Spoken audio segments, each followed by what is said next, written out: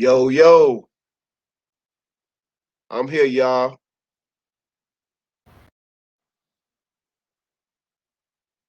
Yeah, I'm here. And so today's stream, today's stream is gonna be on the basis for Black Power, part two. I did part one the other day, and let me just say out loud, yeah, it's a history lesson. It's a history lesson told from my perspective based on research that I have done, right? And you know, before I get all into the conversation about, you know, what I got to present today, let me just say out loud one more time just to go over the purpose of it. What I am doing is highlighting events and reactions to Black progress here in this country. I am clearly pointing out not a conspiracy, but things that have happened that some historians have not went ahead and pointed out and not made correlations to. So I am clearly dissecting, displaying how systematic racism evolved into a comprehensive system that adversely affects us here in America.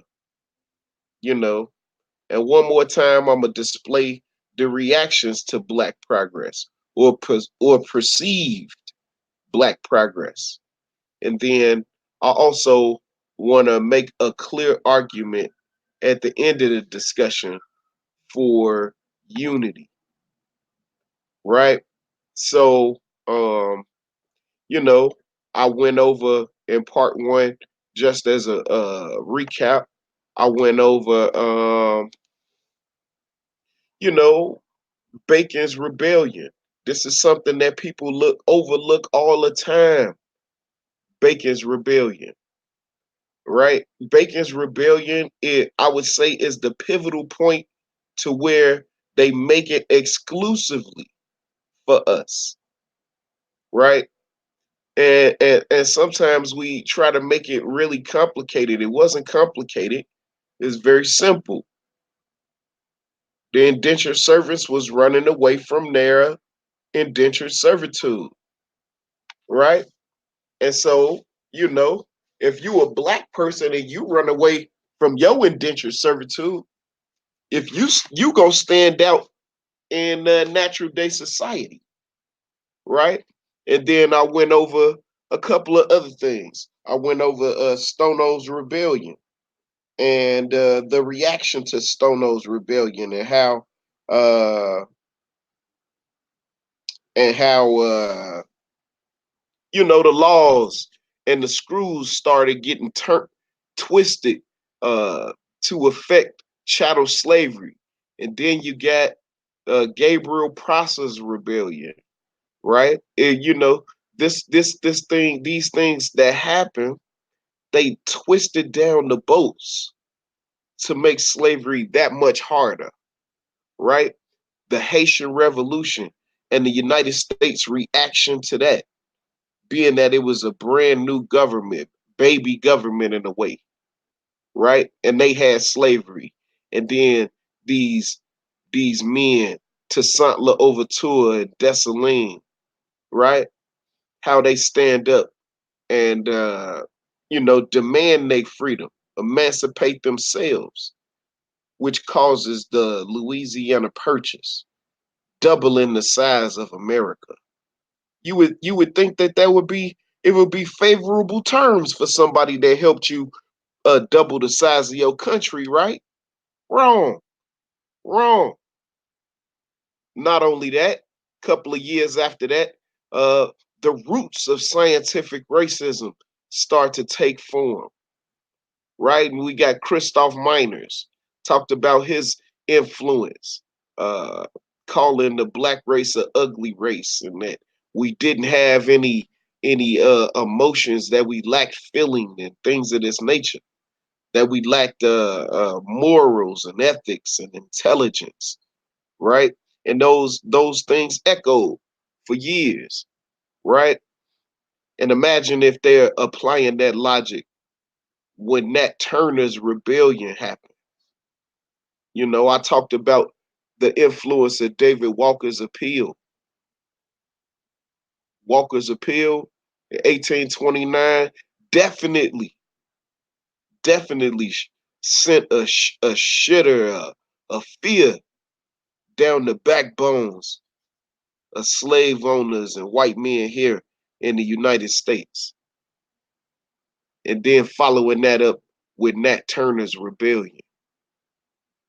I also talked about the influence of John C. Calhoun. I'm just doing a quick review, letting you know what led up to part two today, right? So I'm also I also talked about the Fugitive Slave Act, right? And this is where Martin Delany, you know, man, he's a hero of mine, Martin Delany, right? They asked him to come to Philadelphia to speak, you know, after the passage of the Fugitive Slave Act. And Martin Delany went to Philadelphia. I don't know what the mayor thought he was gonna say, but Martin Delany said, if any white man come to my door calling himself about to get some fugitive slave out of my house, I'm gonna lay him dead in the threshold. You know, Martin Delany was a gangster. You know, people need to be familiar, a little more familiar with Martin Delany, right? Then after the Fugitive Slave Act, few years later, the Dred Scott decision and those fretful words from Chief Justice Roger Taney when he say uh, very infamously, you know, that the black man has no rights that the white man is bound to respect, right? And then leading up to the Civil War, Charles Darwin and his influence, you know, because obviously Charles Darwin is an influencer at this time, greatly respected in scientific circles. So, Christoph Miners, his work is doubled down by Charles Darwin, doubled down on, right? Which brings us, and that's where I left off at last time. So, just as a quick review. So, you know, I wanted to say peace and blessings to everybody that's listening. Thank y'all for falling through on me. What I would like to do now is start sharing my screen, right? And so I'm gonna try to go through this. I want to make sure that I'm thorough, right? And so in being thorough, what I try to do is completely describe, right, my frame of thought when I was putting the slide together. So forgive me if it's redundant. Forgive me, right? But I don't know why my there we go. So again, the bill today is on the basis for black power, right? And what I'm trying to do is redefine the definition of black power. We don't have to hate nobody to love ourselves. I'm just pointing out who don't love us and how it's been echoed through history, right? A rediscovery of our African cultural identity. At one time, that was our rallying point. We all knew that we were African, right? And then adopted a Black first ideology, right? So we are at the end of slavery now. Like I said, Charles Darwin, We at the end of the Civil War, right? And so, just to recap on slavery, it was the most heinous act against one ethnic group in human history, and it was reaped against us. It stripped us of our humanity, our culture, our history, our customs, our names, our families, our religious practices, our education, our identity.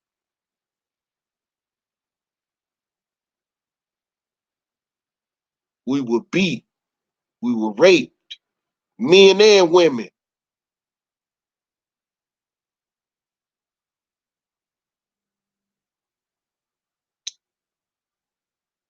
These slave owners sometimes would impregnate the women on those plantations and would enslave sometimes their own children in many cases. They bred us for the purpose of labor from 1807 to 1861. The importation of slaves at this time was illegal.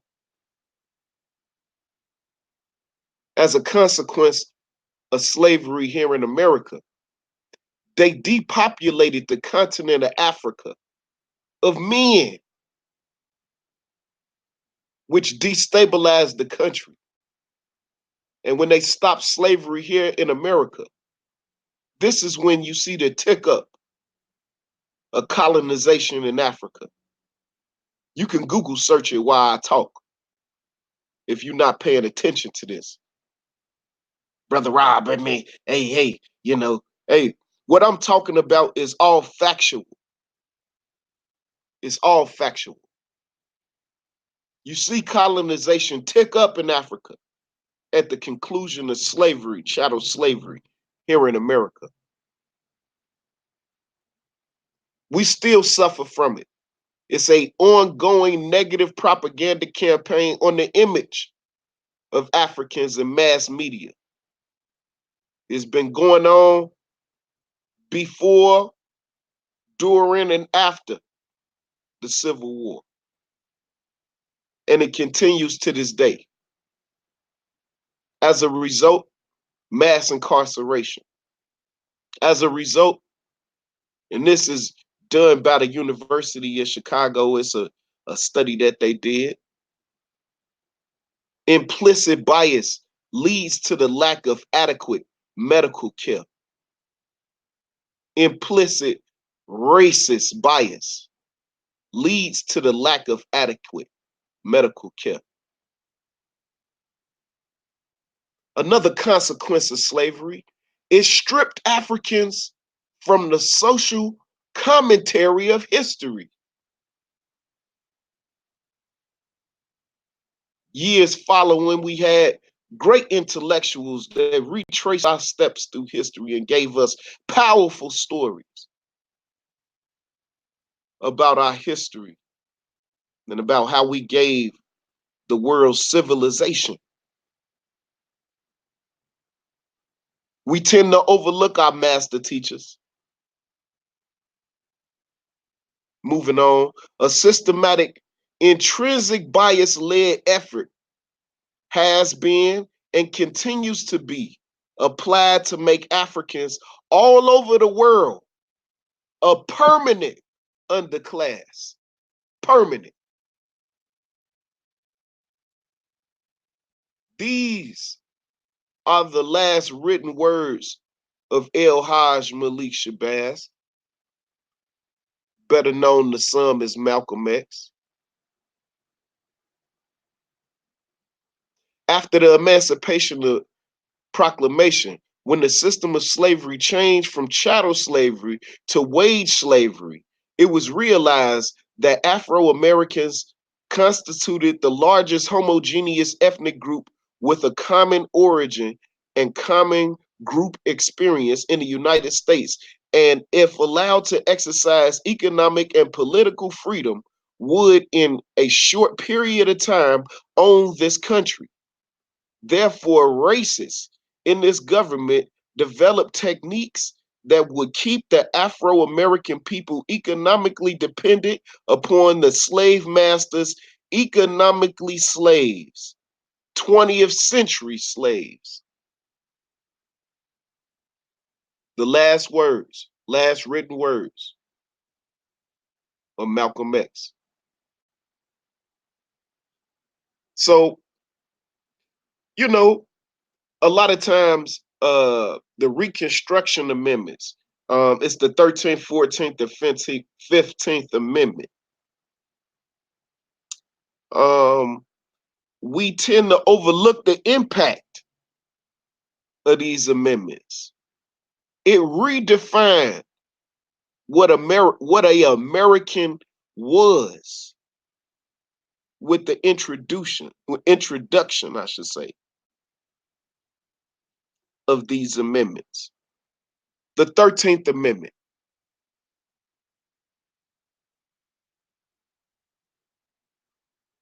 Neither slavery nor involuntary servitude, dum, da, da, dum, except as a punishment for crime whereof the party shall have been duly convicted.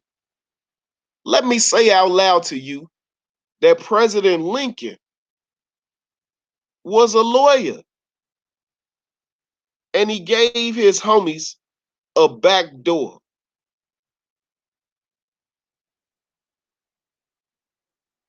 This happened in 1865. Some other horrific things I'm going to point out as I go happened in 1865. Right?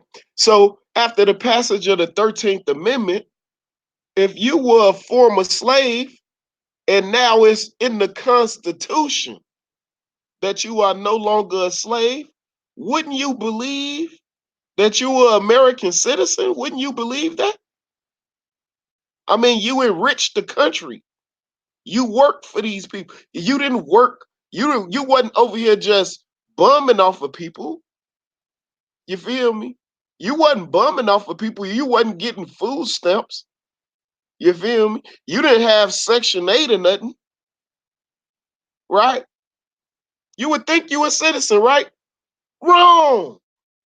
So then they had to pass another amendment, the 14th Amendment.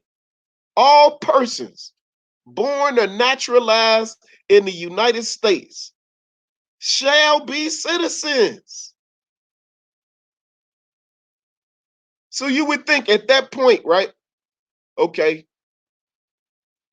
all right, they didn't ended slavery, and if I was born here, that make me a citizen. You would think at that point you a full-fledged citizen, right? Wrong.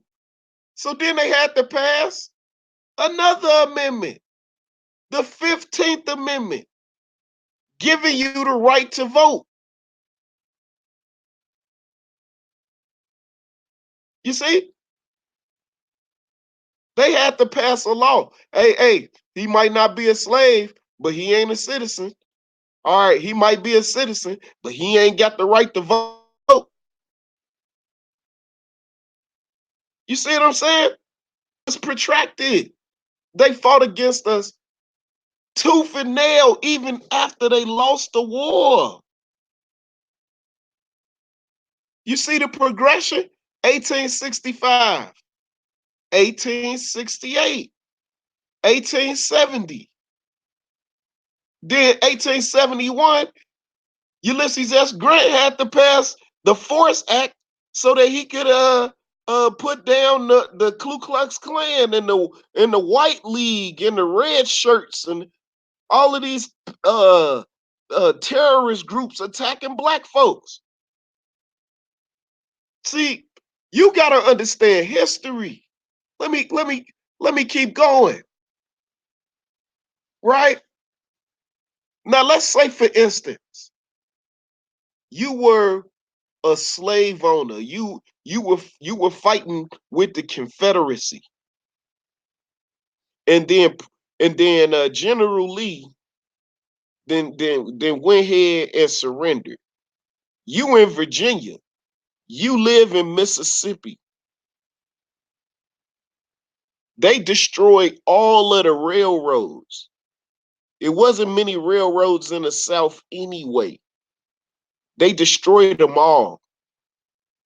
Most of the fighting was done in the South. So them white boys on their way home, what you think they seen? The utter destruction of the South. The South was destroyed utterly. So when they got home, many of them refused to free their slaves. And instead of freeing them, they killed them. They killed them. President Lincoln, after he was assassinated, the worst president in the history of this country, if you ask me, Andrew Johnson take over. He take a he looked the other way.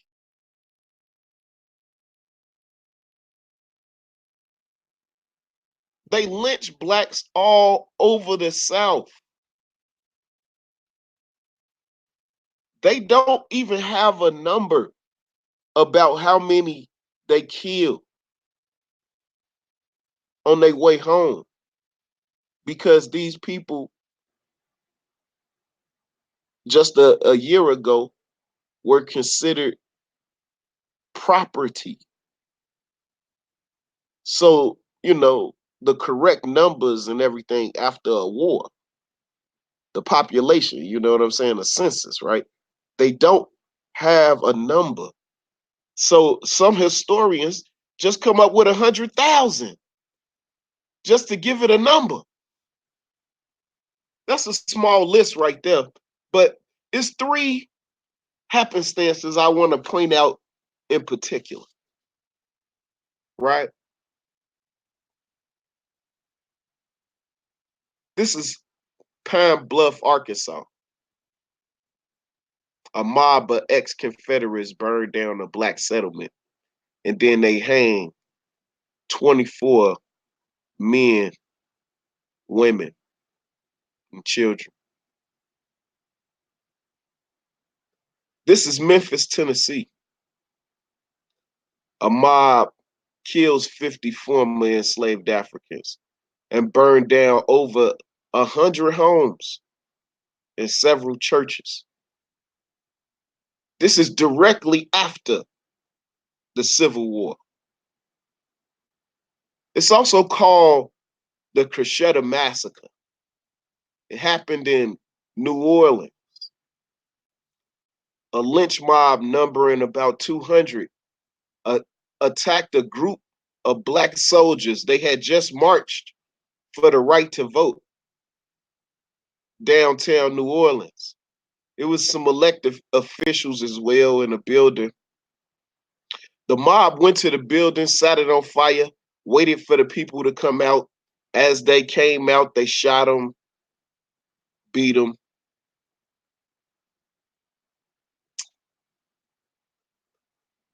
This massacre is one of the events that led to the military rule of the South after the Civil War. They say 50 people died, but like I told you, um, these people, they censuses and the population number and everything, it was not counted with any accuracy, right? So you would think that's bad enough. You would think that's bad enough. Okay. They massacring people all over the South. Then they started passing what's known as black codes. It's the law now. We were restricted from buying land or renting land. We were restricted from owning firearms. If you were unemployed, you could be jailed And then while in jail, if somebody came to pay your bail, you work the bail off at the place where you refuse to work many times. Children could be taken from their families if the family was poor and could be used as field hands. This young man refused to work. This picture on the right, that young man refused to work.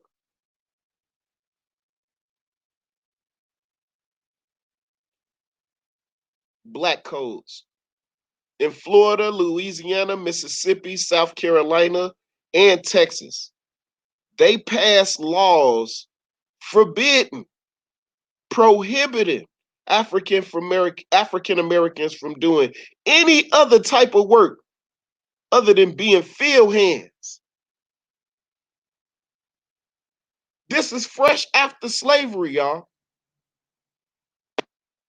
1866, 67, 68, 69. This is when you see the black codes on the books, right? I'm just giving y'all, I ain't gonna even read all of these, right? But what I'm trying to get you to see, right? After slavery, after slavery, they made it economic. They made it the law legally and economically.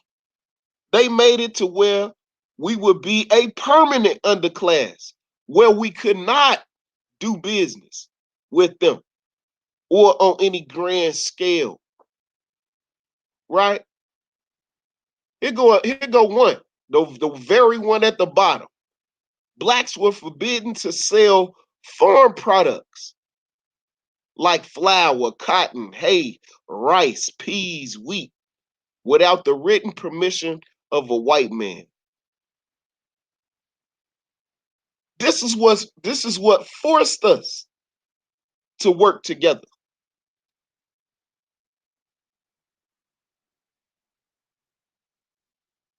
And so more on black codes, right?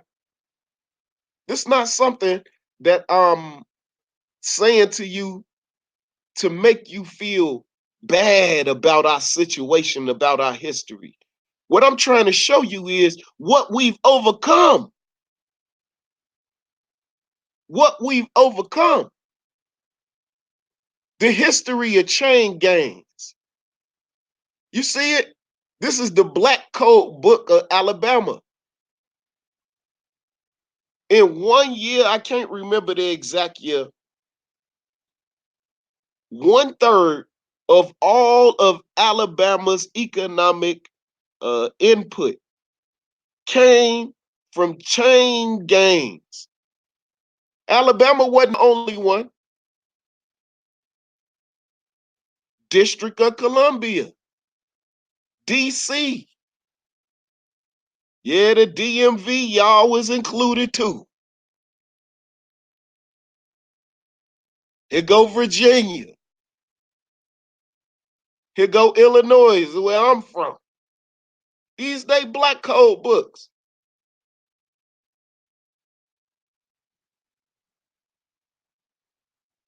Look, right? When I tell y'all that this attack was thorough and comprehensive, that's exactly what it was. This is a picture of the Freedmen's Bank. And so you would think, as a slave, you got your few pennies that you done saved up during slavery when the oppressor allowed you to go and work for yourself, maybe 1 day or 2 days out the week. You done saved up money. Granddad gave you money, his little money before he passed away. Your little pennies, $5, $7, $10. And at the end of slavery, they didn't made it. They didn't outlaw slavery. You don't have to get beat no more. You know, they didn't made you a citizen. They didn't gave you the right to vote, and the government then built y'all a bank.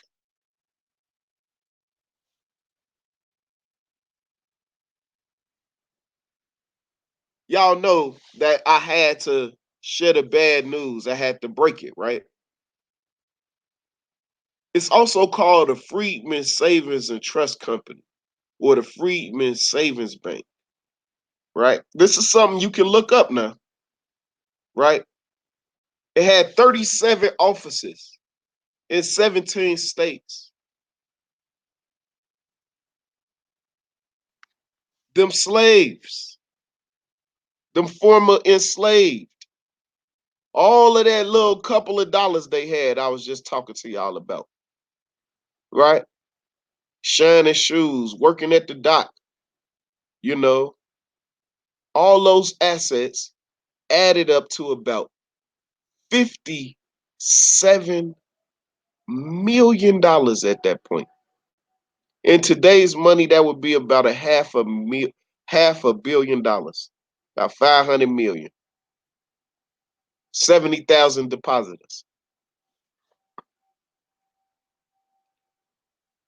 Oh man, the bank, it helped build it had a whole bunch of good things that came out of it.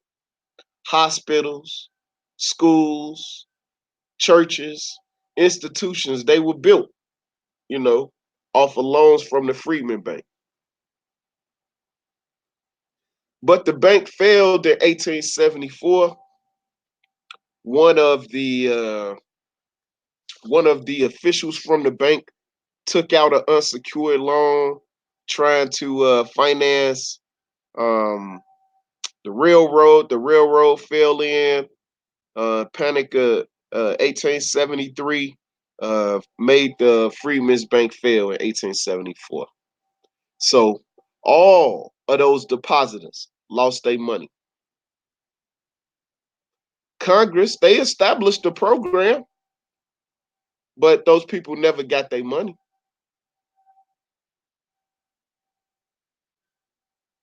It was devastating to the black community when the Freedmen's Bank failed. So, you know, all your little money,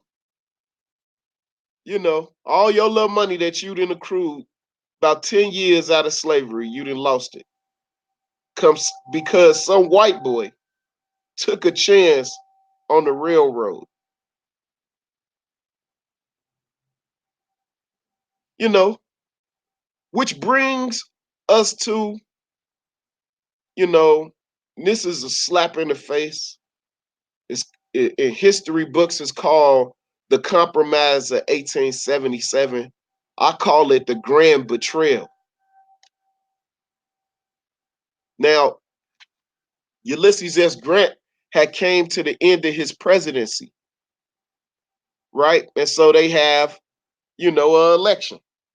And the election was between Samuel Tilden and Rutherford B. Hayes, 1876, right? There goes Samuel Tilden on the left, Rutherford B. Hayes on the right. Tilden won the popular vote by 250,000, 250,000 votes.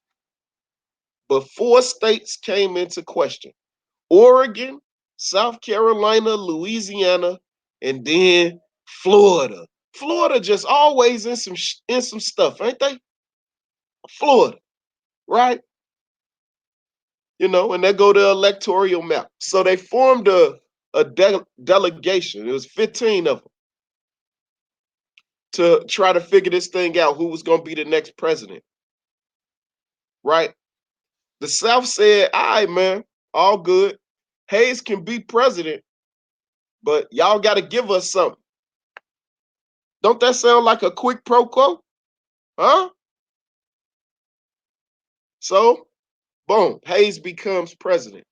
And this is why I call it the Grand Betrayal, right?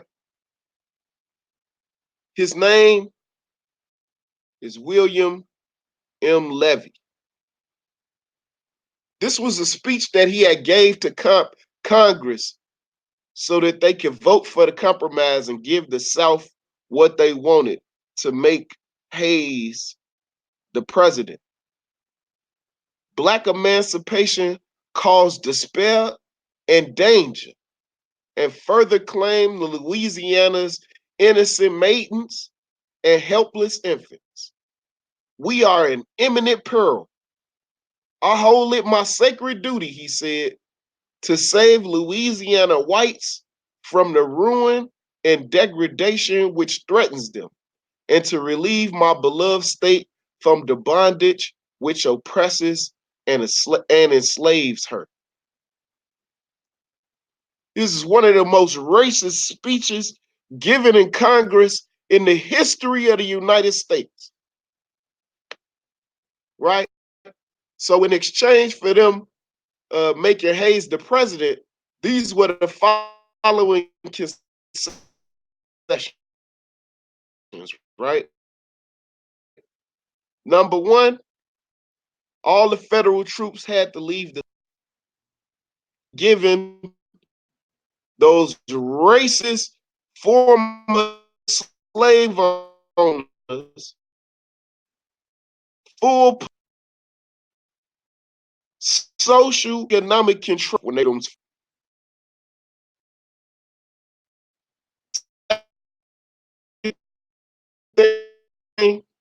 they wanted one key position in the cabinet and control over all jobs.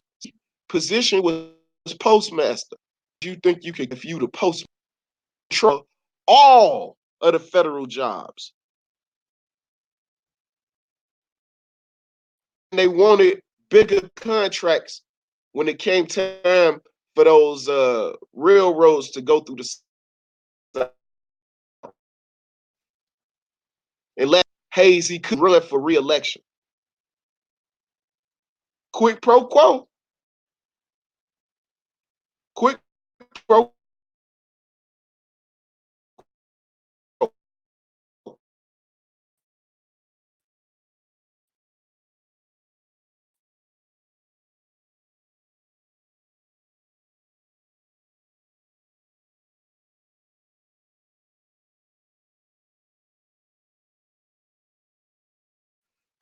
What affected us the most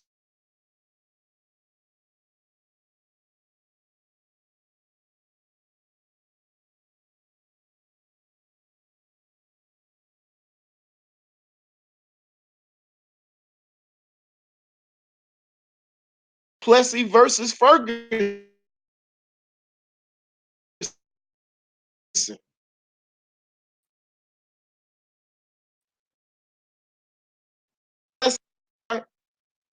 But in Plessy versus Ferguson, this is when the U.S. Supreme Court upheld the constitutionality of racial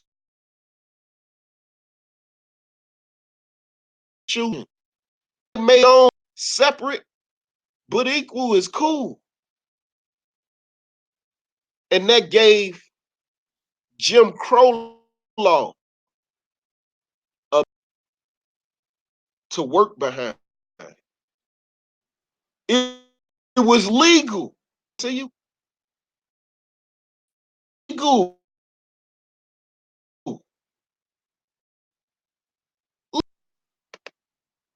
Showing you the through history.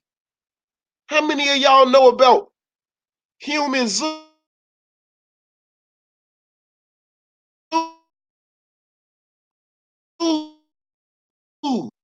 Now, if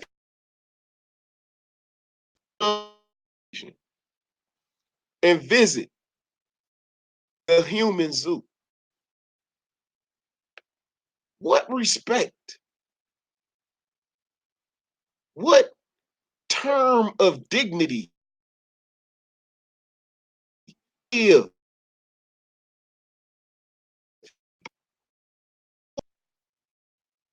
and you see these people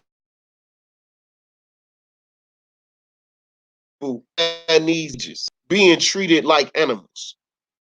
Well, after the end of slavery,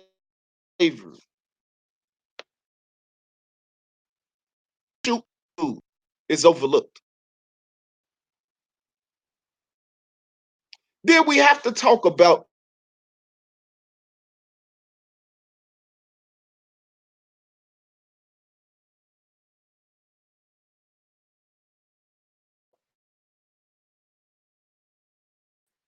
the other national currency that existed um, after the Civil War, and it was created so that it can take away all confusion, right? We got one currency, which made us more uh, wealthy in the not to over it by making one currency states that made us more wealthy, right? We also became wealthy because we were very, very industrialized and ahead of the curve in a lot of regards um, compared to other countries. And so this gave birth to robber barons. And those robber barons had huge impact on the way business is conducted to this day. It impacts you personally, socially, mentally, economically, politically. These men put money together, run a candidate for president that actually won and has been doing it since then. They might have created, the industries in which a lot of us uh, make money today, you know, but we can never overlook the impact of robbery, especially on today's society, economically speaking. The U.S. population grew from 40 million,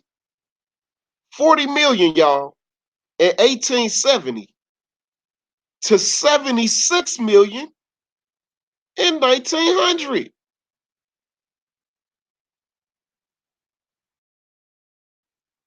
Mm,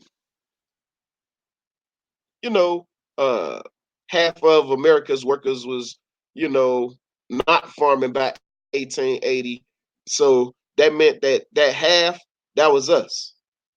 The other half that was in the field, they were not trying to go into no field, and they was not trying to let us work in those industries. A lot of us left the South, you know. By 1913, one third of the world's total industrial output came from America. And so, what am I saying? There was no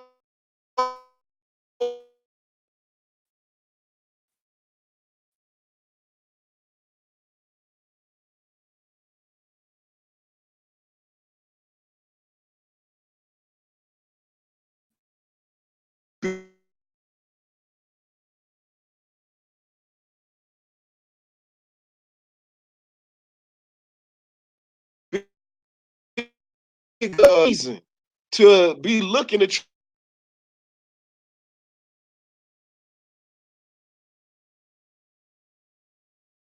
million people to this country in 30 years.